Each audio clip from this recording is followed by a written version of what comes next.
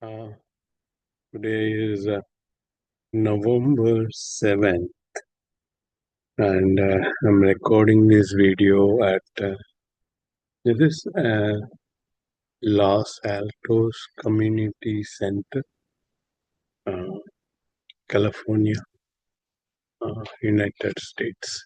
Let me just give you the heads up. Yeah,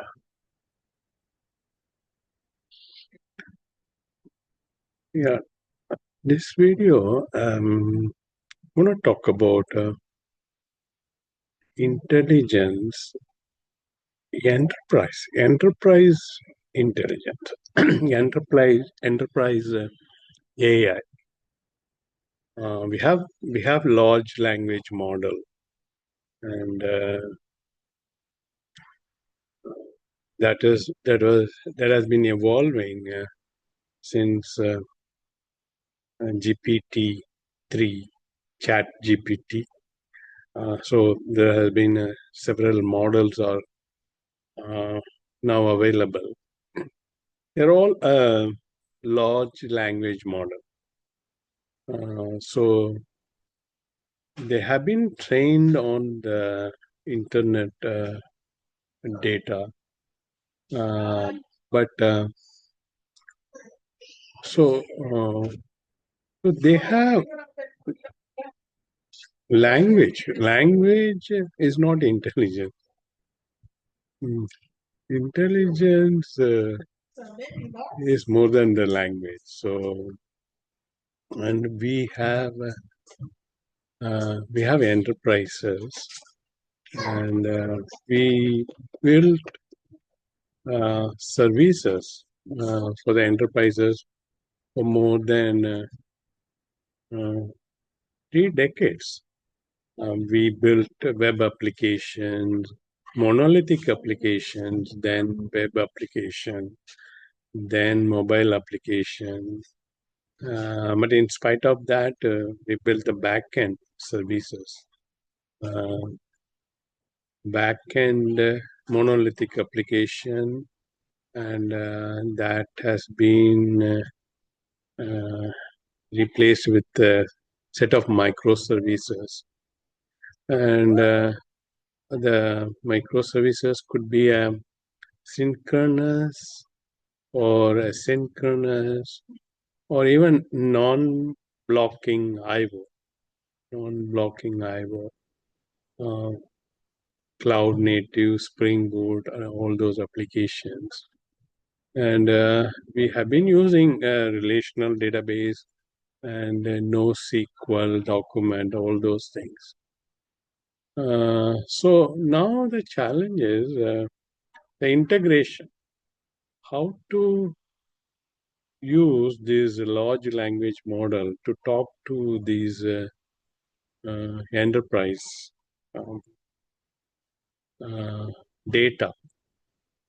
So enterprise we have data, and throughout this 2025 we have been exploring options, integration options with the agentic AI and LangGraph, Google Agent Development Kit, and also a Model Context Protocol, MCP.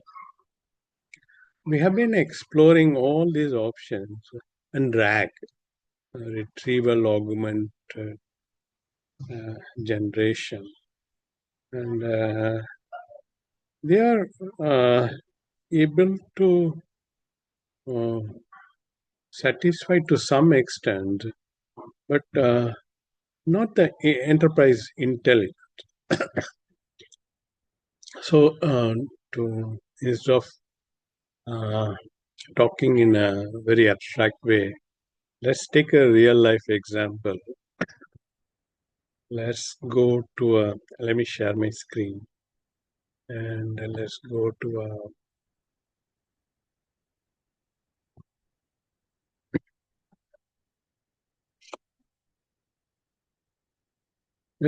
a public, yeah. So So this is LinkedIn. I'm taking the LinkedIn because it's open and it's public, and this is enterprise, and it has data, and the model is like a professionals. We create our profile, and I see that this entire page is built with the help of graph query language. Uh, so data is fetching. For instance, this is my profile and my name, and then the title, and then the contact information, and then the connection information, uh, my posts and other things. All those are data. So the data is there. We have data, and so what we are looking for intelligence. And this model, LinkedIn model, is kind of a supply and demand. Demand is that okay, there are job companies need these professionals. The openings are there, and here we have supply, and the companies mostly I see that. For instance, look at this. I have around 303 connections. Of these 303 connections, I hardly have around eight professionals who I work with in different projects in different companies. They are only eight connections. Rest of them all are recruiters. And unfortunately, I don't know. Recruitment is a kind of a career. Uh, mm, that is totally a different topics. But yeah, so the recruiters they come here and then search professionals, and so the model is uh, supply and demand. Demand may be happening in other places like Indeed or Dice or any job portal, or their own. Each company has got career website, and it may be there. The demand is there, but the supply is here. So this is a asynchronous uh, uh, balancing of supply and demand. Synchronous balancing of supply and demand is electric power grid. There, the power what it is generated has to be consumed, and it has to be transmission, or it has to be distributed at 50 hertz frequency. And if they don't meet the demand, then there'll be a load shutdown. And if there is more supply also and there is less demand, that also has an effect on the grid. So their balancing is very critical. But we have a luxury. It is a synchronous balancing of supply and demand. So the supply is here and the demand may be somewhere else. So, for instance, I'm actually looking for okay, planning cycle. So planning cycle, I do a search and it is giving subdivisions like a jobs, posts, or people. If I am a planning cycle expert, then I'll be looking for jobs, and this may be here. And if I am looking for people, and I go here, and I don't see it. this operation, sales and operations planning, pricing management. This may be a right fit. Yeah. Uh, okay. So this is, yeah. So it is all coming from data. So they have plenty of data, and then the data is indexed in a search engine, and that gives this response. Suppose I'm having a project that needs Rust developers, and we are getting the response. So this person is a Scala, Rust, and Java, Kotlin, but he lives in Netherlands, and this person is South Korea, and so the data is there, but we don't have intelligence. So the enterprise intelligence is not there. So we could build intelligence. So we take this data and train using transformer architecture, uh, and that would build the enterprise intelligence. So in future, uh, people won't be doing all this searching. So they will come here. We need Rust developers to work on a project in San Francisco. So that would be the intelligence. We need Rust developers to work on a project in San Francisco. So if I go here, people, it says no results found. So data is there, uh, but this is a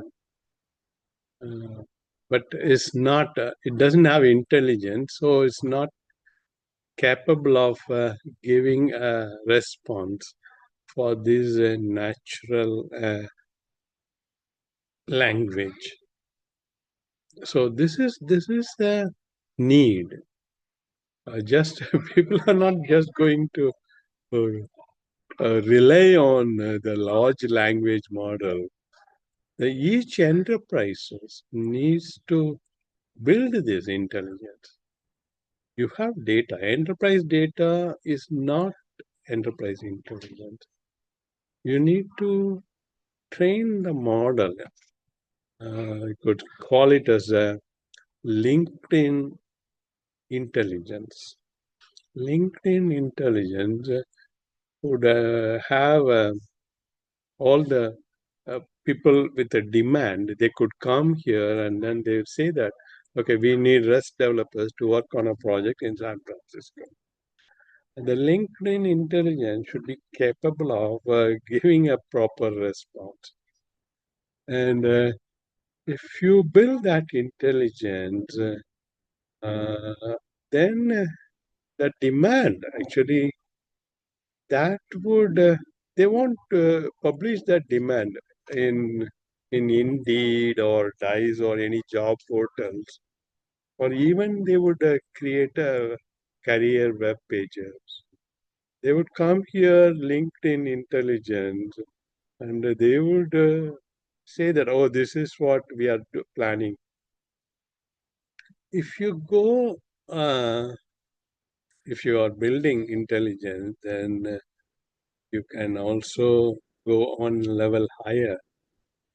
Uh, they can just say that, uh, you see, we need Rust developers to work in a project in San Francisco. That you don't need it. You are not sure whether it is a Rust developer or all those things. You can tell your requirement. Okay, so this is from PG&E, Pacific Gas and Electric. So uh, we need to have a visibility of the grid supply and distribution, or we need to build a personalized um, EV, electric uh, electric vehicle charger, electric vehicle charger installation. So we need to build a personalized service for home to have a electric vehicle charger installation. That should be the very high level.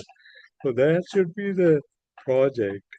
And they could come here if you have intelligence, then they could come here and then say, "Oh, okay, if you are want to build a personalized electric vehicle charger installation, then you need to build intelligence on the home and also about the people who are having electric vehicle and all those things. So you need a one or two uh, model training professionals, and you need two inference professionals, and one domain experts. So the LinkedIn could give okay, these are the, because now you see the job description. It was there was a one post on X platform. The job description is having React JS from starting from React JS and goes up to Kafka. They said it's not a one person; it's the entire IT department. So, so the job description they are not sure what is that. So LinkedIn could provide all those intelligence. The company PG&E doesn't need to create a career page and then publish their demand. They could come here and then they say that we want to build a personalized service for this purpose. We want to provide a, electric vehicle charging station for each for those homes. So we want to give it a so and LinkedIn could provide all these professionals. These are the professional, and that you need this one. This is the professional resource allocation for a given project. PG&E doesn't need to have whether they need Rust developers or Python developers. They don't need to have all these things. You could provide them, and you can also provide a schedule. So this would the prototype or proof of concept would take a month, and then for implementation in San Francisco would take 3 months time, and those kind of the entire. These are all unsatisfied needs of those in PG&E enterprise. PG&E should focus only on their power, electric power, and they have to meet the customer demand. The IT, all they could have an IT facility, but based on the requirement, these resources uh, allocations could be done intelligently, and so that is what I want to highlight it. And we have enterprise data, and then yeah. So again and again, I'm saying the same thing. LLM is not intelligent. It is a interface. You could talk to the machine now. You could talk to the machine, and machine is capable of building a video and all those things. But enterprise needs to have their data. We need to start building the model and then training the model. And so the beauty of this transformer, they build it for language translation, but the underlying components like embedding, positional embedding, all those things are relevant for businesses also. Yeah, I'm looking for Rust developers, getting a response like a person living in Netherlands. That's not going to help us. So the positional embedding comes here. So the vector, right now we store all this data in a scalar, relational database, or even a graph SQL, not vector. The vector embedding, positional vector encoding, embedding, all those things builds a tight binding, and then they are now capable of providing the intelligence. See, even Google started with a search engine with a web page.